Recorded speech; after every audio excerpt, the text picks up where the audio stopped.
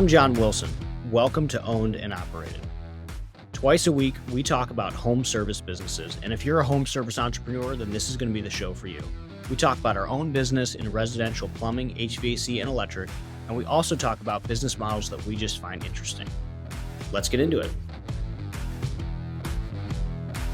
All right, thanks for tuning in to Owned and Operated. Today, Jack and I have a listener submitted question about bidding software and how to price it and how we think about that. So we dive into a couple different softwares that home service companies use. We do spend a lot of time talking about ServiceTitan because that is what both Jack and I use and we think is the ultimate destination for home service companies. Not sponsored. Genuinely, it's just a good software. But check out the episode. It's a good one. We do a pretty good dive. Hey, today's episode is brought by Service Scalers. So Service Scalers is a home service marketing agency. And what they do is they help home service companies like me, like you, like Jack, drive leads in an affordable rate and at scale. So they've run two of our brands for a little bit over a year now, and they're doing an awesome job. So we're really excited to partner with them because we know that we've been really happy with what they've done for us. Dude, how's your week? Hey, John, how you doing, man? The week's been good, though. Yeah, how was plumbing? There's been some plumbing has, it's slowed like you suggested, but we've moved pretty much into full maintenances. Yeah. So every single person that's coming in is getting maintenance. Nice. So the plumber's been busy. We're seeing how he fits in kind of the rotation of being able to flip, and sell kind of higher ticket items. But so it's been good. And yourself? Yeah, good week. I was on vacation last week. That was a lot of fun, down in the Caribbean. And then, you chugged a pot of coffee and I missed our recording last week. That was funny. And then we're like, and I'm especially thinking about this right now because I think I've been told you were in heavy recruiting mode, right? So, every day, I personally have about 5 interviews, sometimes more, and it's been like that for weeks. And today, when you meet these people that are like, oh my gosh, this is a needle moving person, it just it juices you up. So today we had a needle mover come in, and those are fun. Those are fun offers to write because it's like. You write these offers that are like, hey, this is a risk. Like, this is like I'm taking a real tangible risk on this individual because I think they can move the needle. It's kind of like closing a deal. It's closing a deal. It's like recruiting for the NBA or something. You feel like you're getting this rock star to come in and so we're really excited. So we've been interviewing hardcore and we're getting better and better and the candidates are getting better and better. So we're starting to see every day it's relatively normal now to find $1 million plumbers and $1 million electricians every day. That is becoming normalized. The dream. That's a normal thing for me now. I talked to a $4 million salesperson in HVAC and we're excited about that. Tomorrow, I talked to a $3.5 million salesperson in HVAC. Monday, I talked to a $1 million electrician. And Tuesday, I talked to a $900,000 electrician.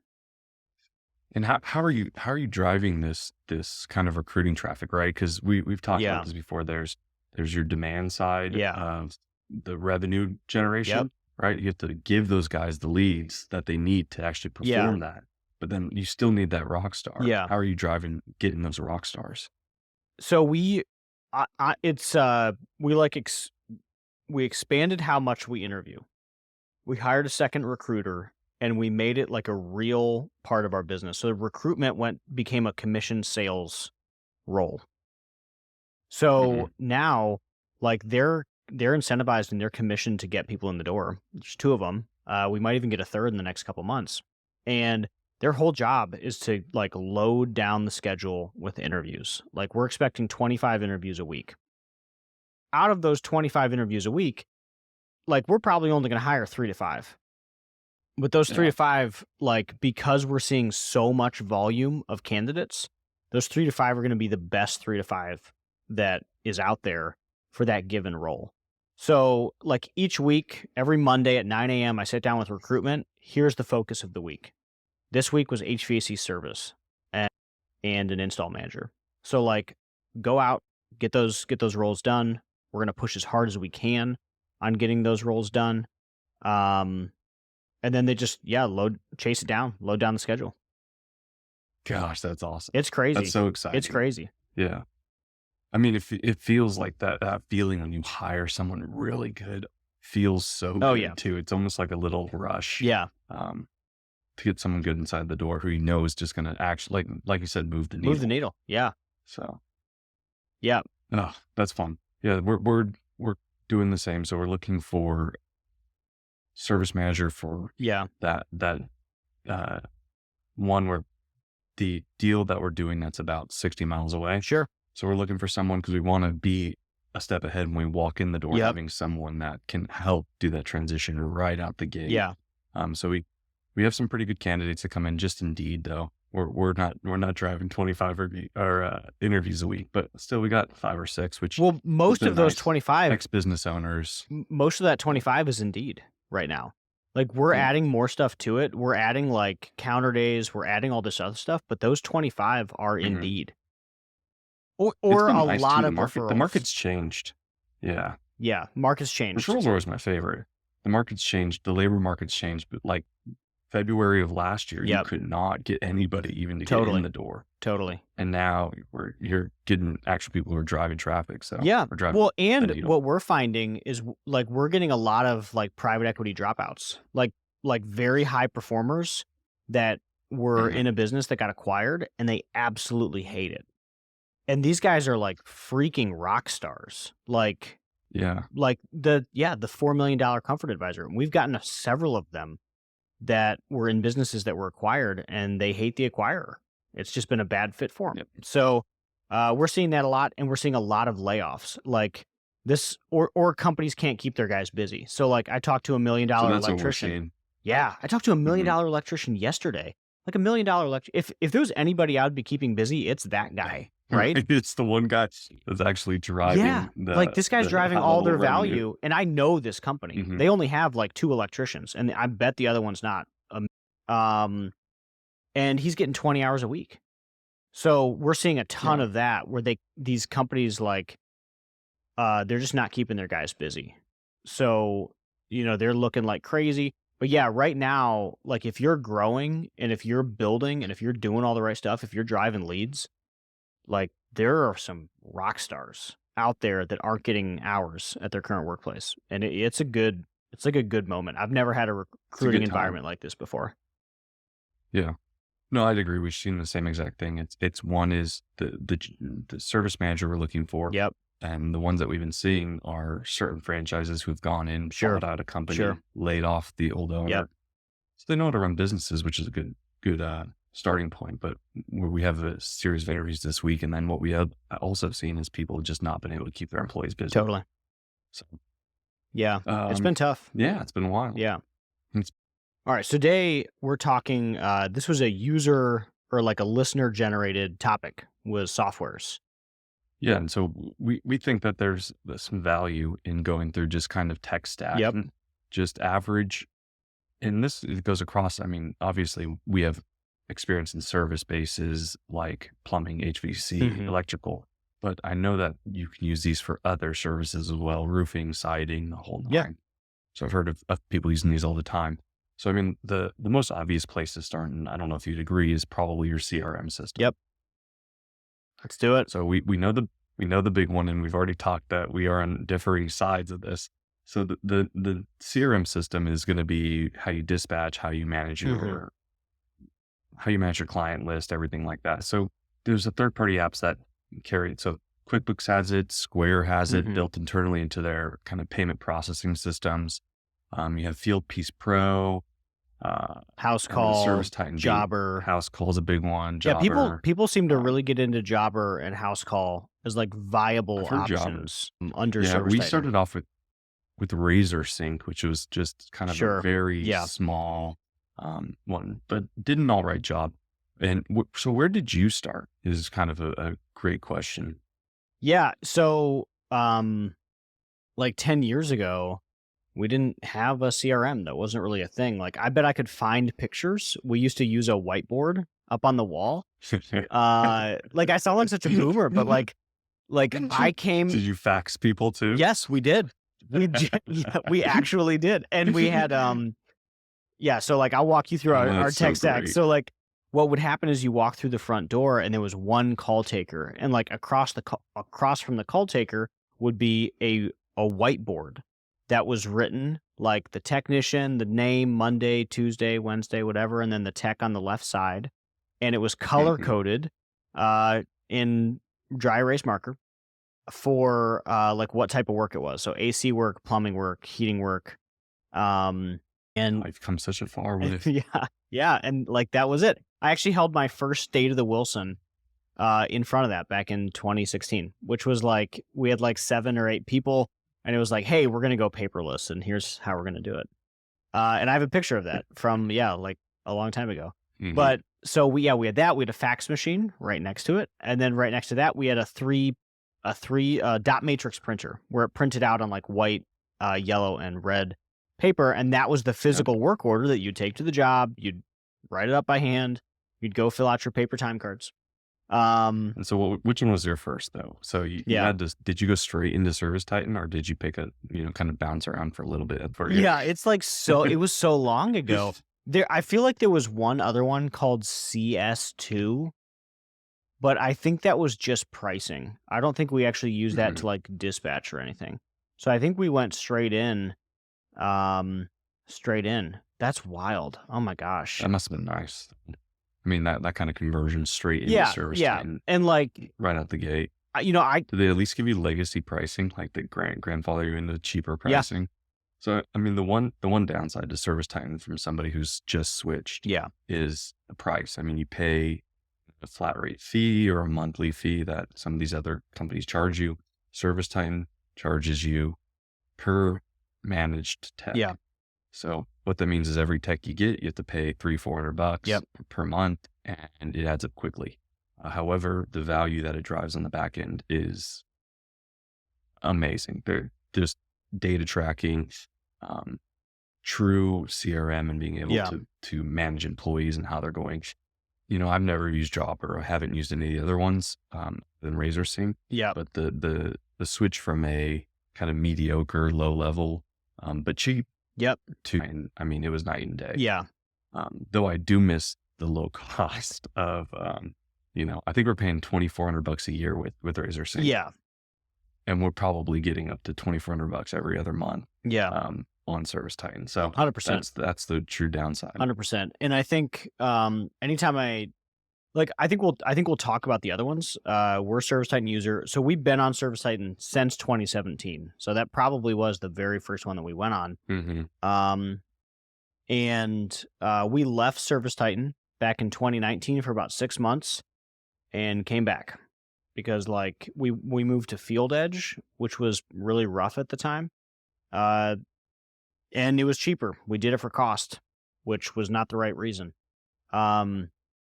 And I've dealt with a lot of other CRMs because we bought all these companies at this point, and only 2 of them have been on ServiceTitan of the 7 companies that we've acquired, and of the 9 companies we've acquired, and the other 7 have been on something else. So we see a lot of Smart Service, which is like a very old CRM. I don't even know from when. We see a lot of that. I think tough to use. We did our first House Call Pro one not that long ago. House Call Pro is actually kind of cool. It had a bunch of really cool stuff that ServiceTitan doesn't have. And I think it was meant to be very user friendly. So House Call, I think we can spend a lot of time on House Call Pro and Jobber. I haven't personally used Jobber, but I've heard a lot of good things. But so I've also heard a lot of good things. Yeah. So House Call Pro is a home service software. So it's the same basic concept as ServiceTitan, and what you end up sort of trading off as you drop pricing is capability, right? So like there's going to be something that it cannot do. All of these CRMs do like, let's say the 5 most important things. Like, they give you a job board, they give you pricing, they let you track your customers, they sync up your phone calls, and they let you do payments.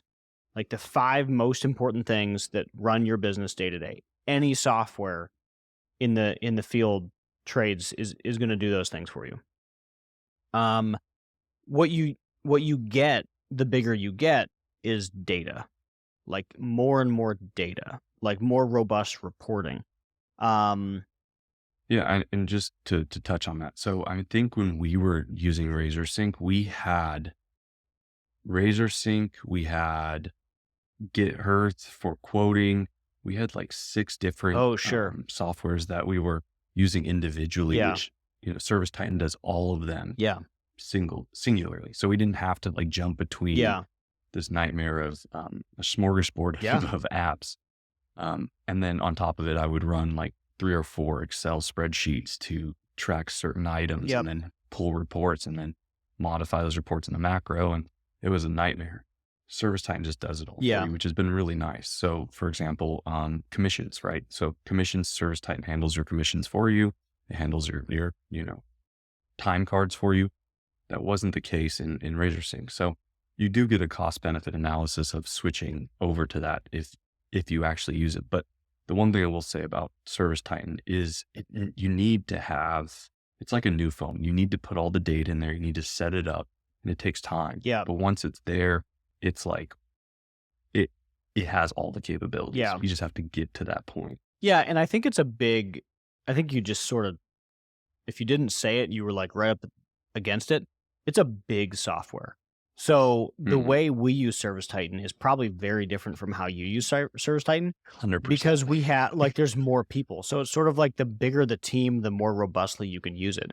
And we're not even using it. We're probably a power user, but we're not using some of the capabilities that they have because we have not built out that infrastructure inside our business. But the nice thing is when you do go to build out that infrastructure, there's something waiting for you. And that was one of the things that I've struggled with.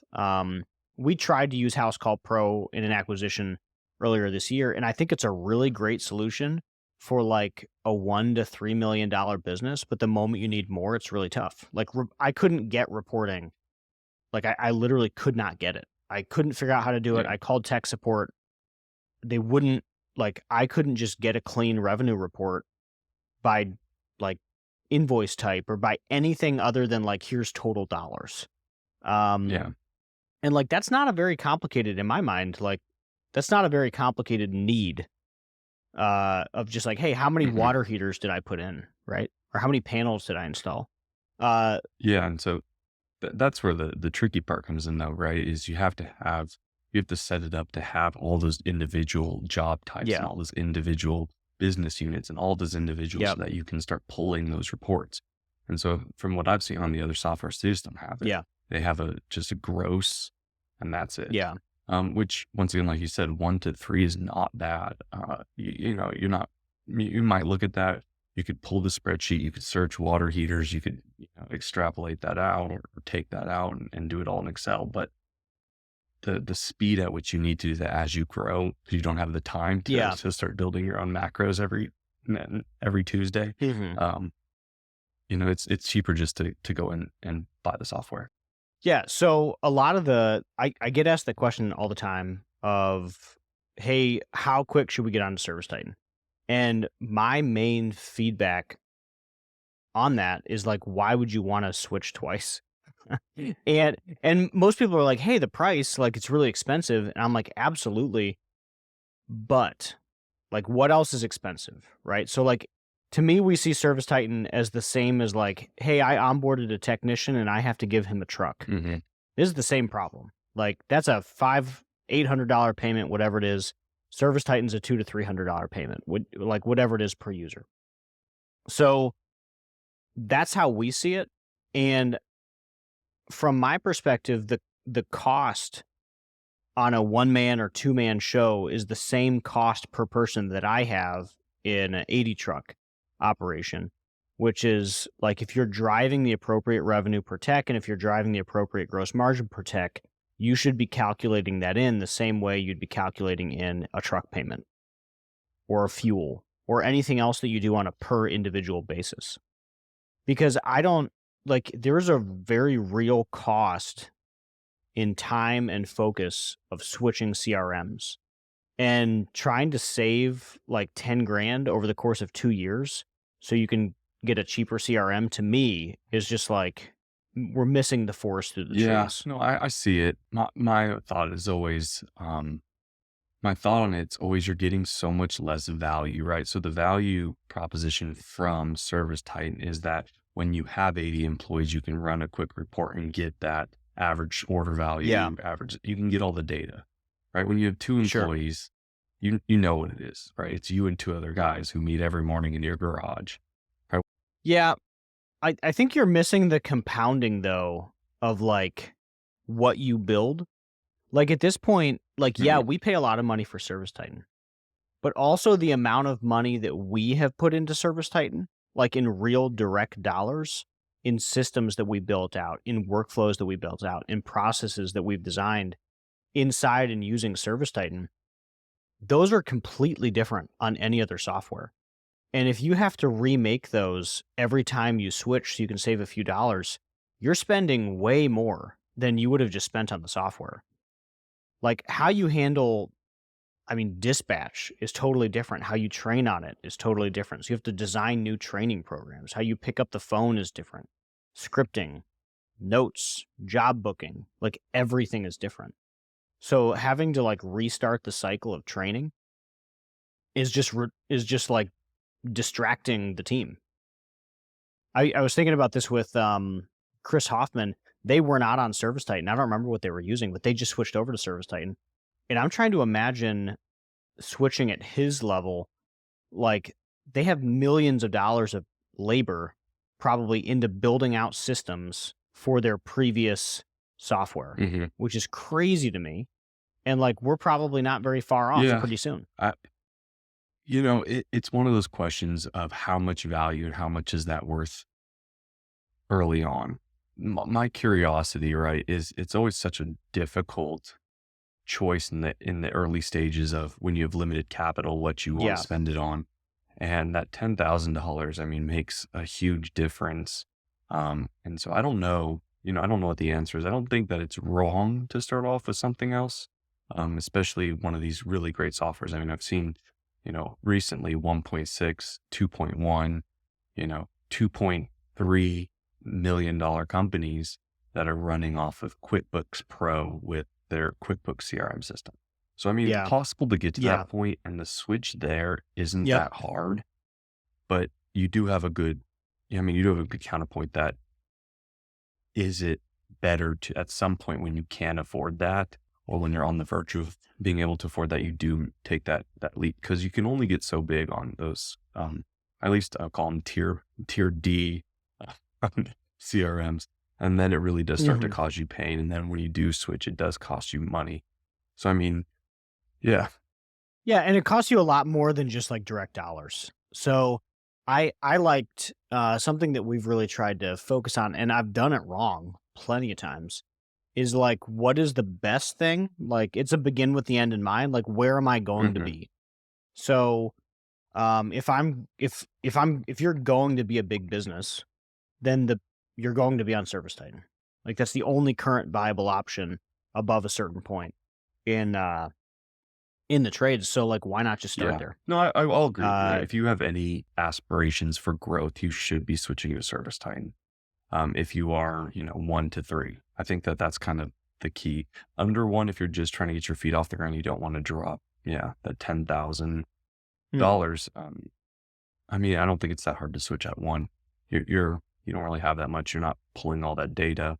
And then really you're getting into a flow. Cause I saw two guys in a van produce 1.6 last year on, like I said, just QuickBooks. So, hustling. That's amazing. But, they did it, and their wives answer the phone, and the other wife is a bookkeeper. So, there's ways to get there, but at that stage, if they wanted to get to the next level, start hiring people, get a dispatcher, do that whole, the growth plan, then, because they were maxed out, they're not going to get any bigger. They just don't have time, right? You guys can only do so much. So, okay, so that's CRM. So What else are you using tech stack? Yeah, what else are you using besides So that question that came CRMs? in was specifically around how do you quote, right? How are you quoting?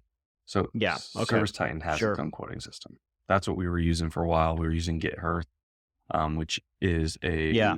I liked Hearth. Hearth was a great, I don't know if I'm saying that right either, but I think it is. Um, Mm. it's a kind of a broker for banks.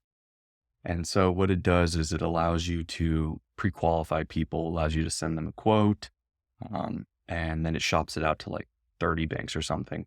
So it was a great little piece of software. Okay. Yeah, I'm like Googling I it right highly, now. Okay. I've never yeah. heard And of so this. like shops that information out to banks that you give them. And so it was kind Fascinating. of great. I mean, and then it lets the customer pick which one they want, what APR, what blah, blah, blah. So we didn't have to, do any kind of finance percentage. There wasn't any points we had to pay on our end. The banks just cover it all. Interesting. And it also has a great quoting side, which is what we used for a long time. The one downside, which if anyone from Hearth is listening, is you didn't have the ability to add additional optional quotes, right? And so the theory that I believe it has helped us. So John and I were talking about this. We went from when we were using Hearth about an 8 to 9,000. I think we were 9,100 average order value on new Yeah. units. Now we're up to 11 and change. I think it's 11,800 last time I looked. And Yeah. so when you give the customer, I guess the philosophy behind it is if you don't offer, it's always a no, right? And so the customer comes in and says, hey, I want a new unit, Mhm. whatever, give me the price. And you give them the base price.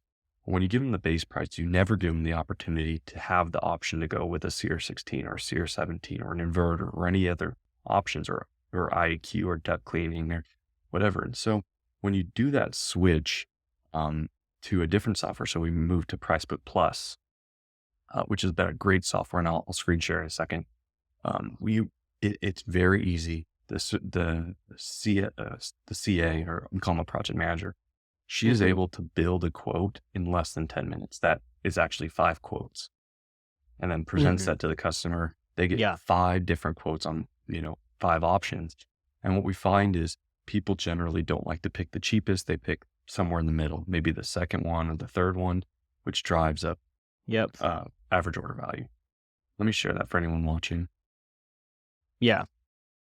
Yeah. And while you're pulling it up, I think, like I said earlier, any CRM is going to have some type of, maybe not any, but Housecall Pro, Jobber, ServiceTitan, they're all going to have some type of price book built into it that lets you quote stuff really quick.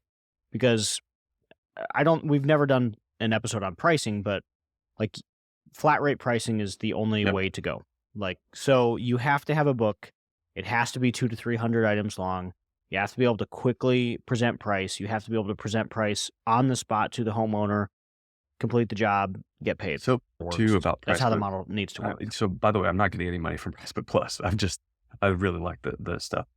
They're just a data company. So they partner with York, they partner with Ferguson. Yeah. And so they keep all the pricing on the back end of whatever price that we get from York. They can see that data and they populate it. So we don't actually have to build. We just let's say, hey, what are they wanting? And then they kind of build the rest of that around our preconceived data that we want to put in.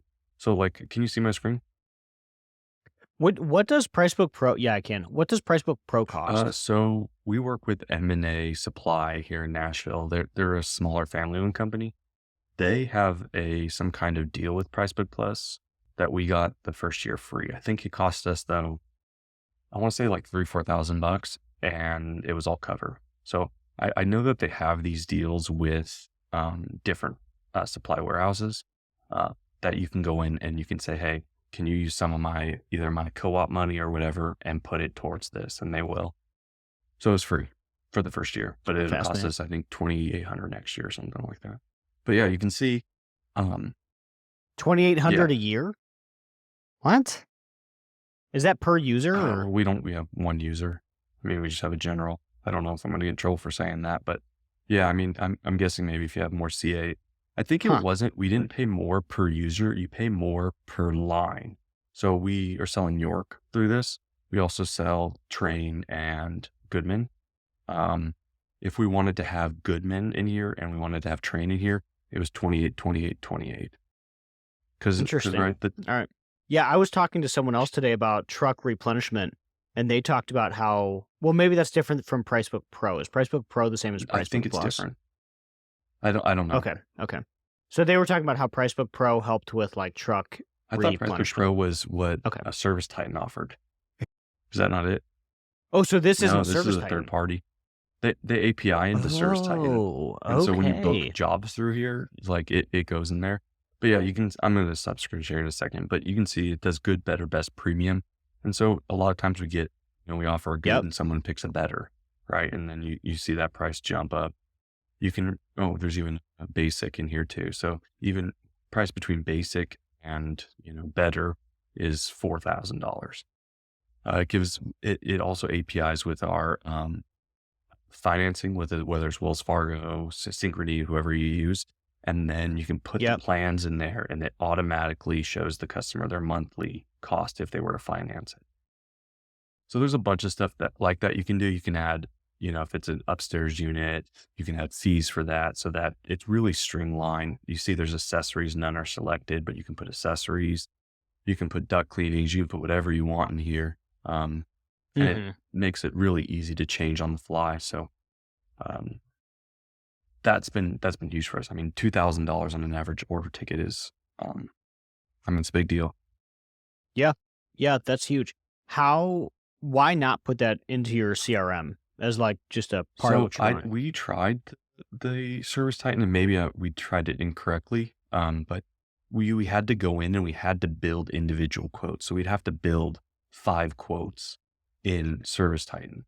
And that just took so long. Whereas that you put in one set of data that you're looking for and it builds those 5 out instantly for you. Yeah. So it was really quick. And so like you said, the key to that is when you're sitting in front of a customer's house, you don't want them waiting 3, 4, 6 hours to get 5 quotes. Yeah. Plus it's all really easy. They can pick, they can sign. Yeah. I mean, it takes away all the friction. So, it's been huge for us. I'd highly recommend them.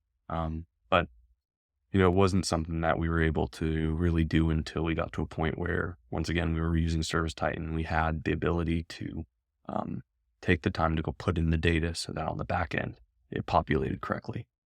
What are you guys using? Yeah. Yeah. So we just use ServiceTitan. So we did try an external price book last year for HVAC, and I don't remember the name. But it was very similar to this. So it was meant to be simpler. It was meant to be whatever. Our previous HVAC service manager was really passionate about implementing it because he had used it as a comfort advisor at a previous HVAC company. But it was a mess and it was unnecessary. Mm-hmm.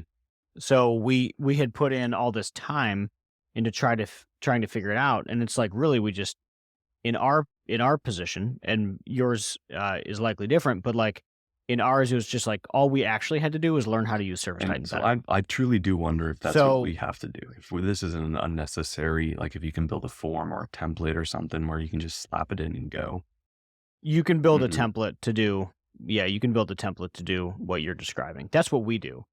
I don't know how other CRMs work. If you can templatize the price book, honestly, I think don't overthink it. Like a printed paper price book is still good. Like we still have printed paper price books out right now. Like that's a part of our presentation. So I think the main thing, the question that was asked was like, hey, what's the tech stack? What's your bidding software? But like, I think that's probably the wrong question. And the question is like, what's your pricing strategy? What's your pricing philosophy? Is it flat rate? Like a bidding software is just how you do the math.